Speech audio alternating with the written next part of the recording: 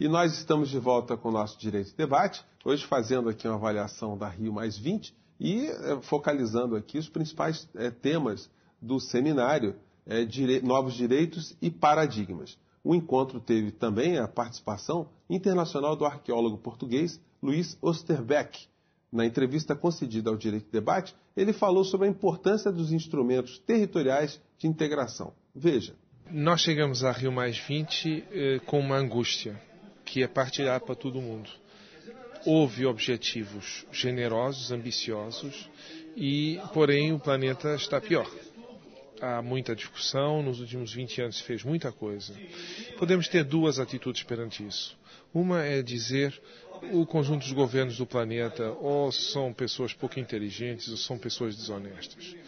Ou então podemos ter uma atitude um pouco mais humilde, porque a primeira eu acho que é aquela de nos colocarmos em bicos de pés e achar que eu sou o cara mais inteligente do mundo. Talvez não seja assim. Talvez haja um erro 20 anos atrás. Como disse o Dr. Eliezer Batista, que eu acho que é uma pessoa que inspira não apenas o Brasil, mas o mundo inteiro, a humildade é isso. Não é deitar fora o que foi feito nos últimos 20 anos, que foi extraordinário, mas é perceber que o ponto de vista de há 20 anos atrás é de que havia um ponto de vista único. E não há. Há muitos. Há divergências e diferenças culturais entre as pessoas, para além das diferenças sociais. E nós construímos uma metodologia, junto com o Instituto Bioatlântico aqui no Brasil, e com várias pessoas, Dr. Ingela Scheunemann e outros, que é de construir instrumentos territoriais de integração. Isso está funcionando, eu preciso dizer, está funcionando. Há várias corporações privadas, poder público, ONGs que estão participando. Não é muito mediatizado ainda, mas eu acredito que é um caminho que está na Rio+20 e que vai seguir o seu curso. Doutor Flávio, muito interessante a entrevista do Dr. Luiz Osterbeck, né? Mas o que significa exatamente? Ele falou assim, en passant, essa expressão, instrumentos territoriais de integração. Na verdade, o professor Osterbeck, que é um homem ligado às ciências humanas, né, principalmente ao patrimônio cultural, ele desenvolveu metodologias e está trabalhando em movimentos que visam exatamente recuperar a questão do território, a questão da cidade como um bem de uso a ser usufruído pela população. E nessa perspectiva, com mecanismos de integração, de discussão, de integração da comunidade, de criação do que ele chama de espaços de memória, onde a população possa ali discutir os seus destinos. Mas o que eu chamo a atenção é que muitas dessas experiências que o professor Osterbeck muito claramente nos trouxe, elas já estão ali contempladas na própria lei brasileira.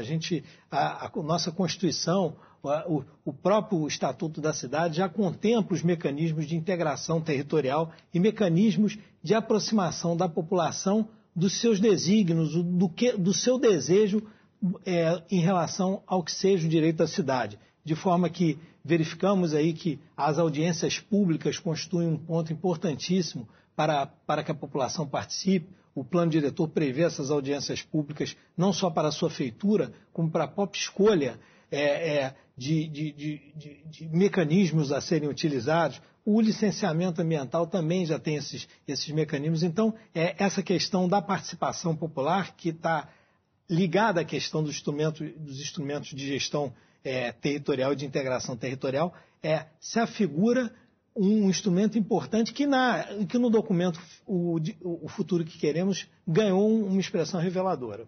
Bom, gente, nós tivemos também entrevista, vamos ver agora, entrevista com o professor Ronaldo Coutinho, que falou sobre justiça ambiental. Ele enfatizou que é preciso não esquecer da proteção ao homem. Um equívoco que já advém da própria concepção biocentrista, tão difundido por ambientalistas, etc., eu sou assumidamente um antropocêntrico. Afinal de contas, eu acho que essa separação, essa reificação da natureza e a desnaturalização da sociedade, né? O homem é um ser da natureza, antes de mais nada. Então, quando estou falando em proteção ao meio ambiente, é claro que eu estou falando, antes de qualquer coisa, a proteção ao homem. Então, vou te dar um exemplo claro disso. As pessoas se preocupam com a capivara da lagoa, mas não estão preocupadas com as crianças que ficam no sinal se prostituindo. Então, essa é uma questão fundamental. Saneamento básico, por exemplo, é fundamental, mas as pessoas se preocupam com a paisagem.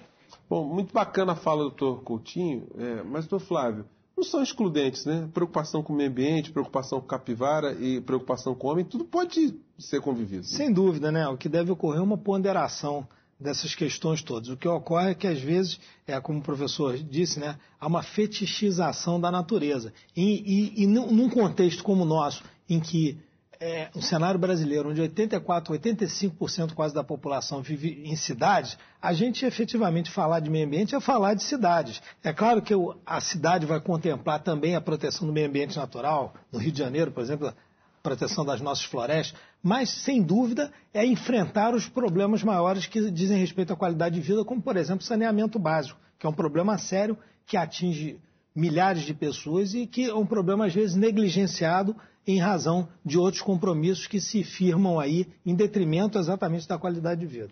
Outra participação internacional foi do professor argentino Carlos Espírito. Ele falou sobre justiça climática. Acompanhe.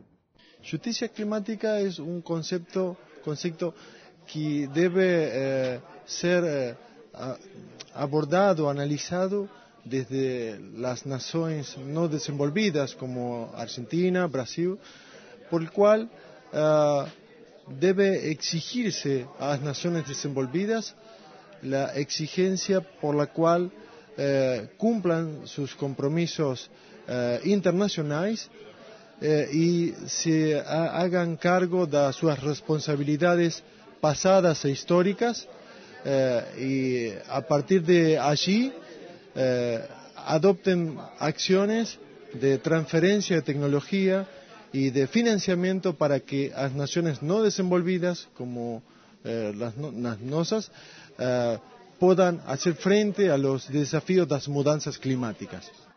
Doutor Flávio, justiça climática, expressão interessante, né? Sem dúvida.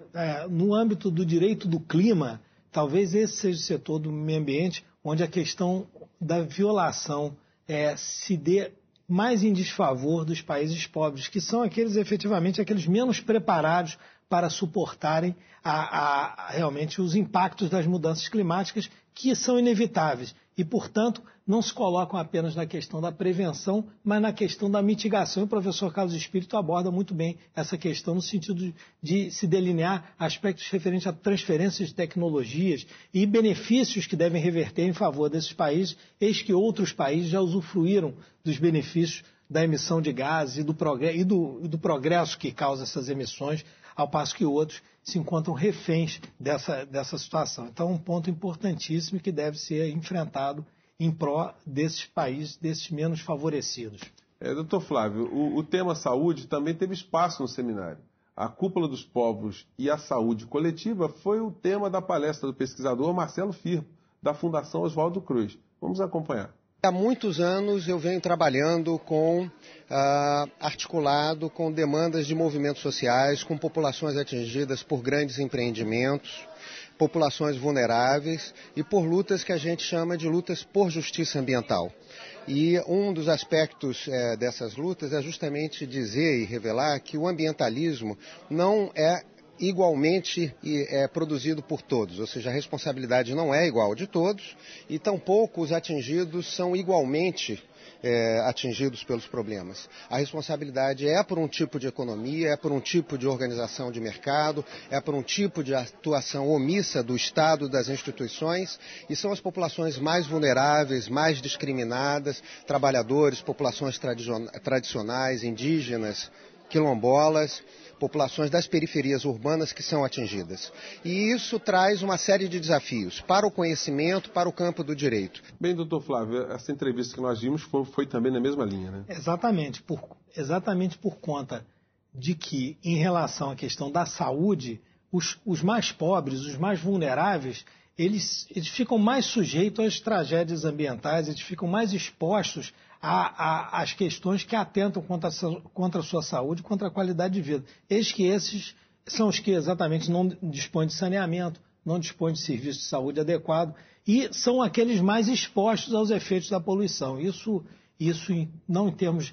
não só em termos de situação de moradia, como de modo geral, eles são mais expostos a isso, a essas questões. Bom, Flávio, o tema de direitos humanos, obviamente, também fez parte desse seminário. Desenvolvimento sustentável, a inclusão social pela via dos direitos humanos, foi o tema da palestra do procurador João Akira Omoto. Vamos ver.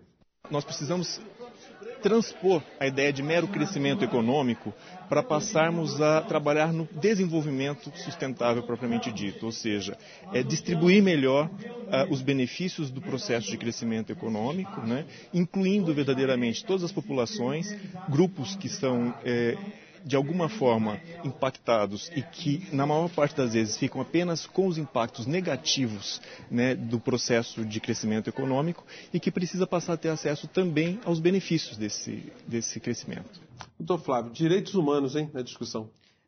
Sem dúvida, o direito ao meio ambiente é um direito humano fundamental. Esse seminário demonstrou à saciedade que realmente tratar de direito ao meio ambiente é falar em direitos humanos. E a última abordagem colocou muito bem a questão no sentido de considerar que desenvolvimento não sustentável não é desenvolvimento. Desenvolvimento, tal qual ele se encontra desde 1981 na legislação brasileira, ele deve contemplar o aspecto social, cultural, ecológico. E aí, realmente, toda essa discussão de economia, relativa à economia, tem que mudar o paradigma. Não dá para a gente pensar mais em produto interno bruto se não considerarmos outras variáveis, se não considerarmos a variável da qualidade de vida, se não considerarmos esse ponto de vista da erradicação da pobreza e da inclusão social, que também é uma inclusão cultural, uma vez que você tem que trazer para a sociedade e acolher os diversos modos de representação cultural,